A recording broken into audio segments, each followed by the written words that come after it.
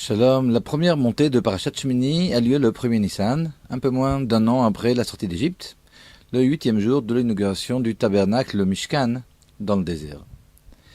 7 jours durant, du 23 au 29 Adar, Moshe Rabbeinu fut celui qui apporta les sacrifices au Mishkan et remplit de fait le rôle de Kohen. Il veilla parallèlement à préparer Aaron et ses fils aux travaux du Mishkan. Notre Sidra commence donc le 8e jour, jour de l'intronisation d'Aaron et de ses fils comme Kohanim.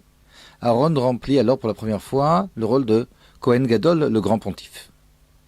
Or, il est intéressant de remarquer qu'alors que lors des 7 jours de l'inauguration du tabernacle, durant lesquels Moshe apporta de nombreux sacrifices, aucune révélation divine n'eut lieu, le 8e jour après qu'Aaron ait apporté les sacrifices prescrits, un feu, expression de la Shrina, la présence divine, descendit des cieux pour dévorer les sacrifices comme compté dans la 3e montée.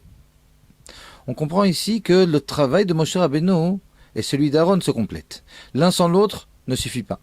Moshe est celui qui fit descendre la Torah des cieux les plus hauts jusqu'à la terre.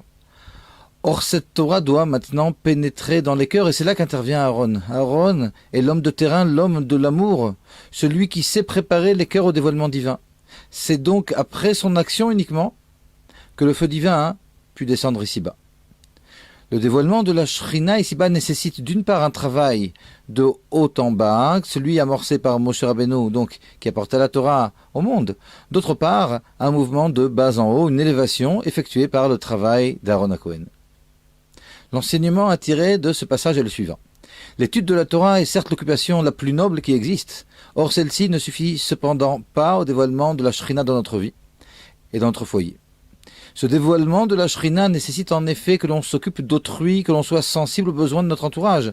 Alors, et uniquement alors, aurons-nous, nous aussi, le mérite de dévoiler la Shrina dans notre propre foyer.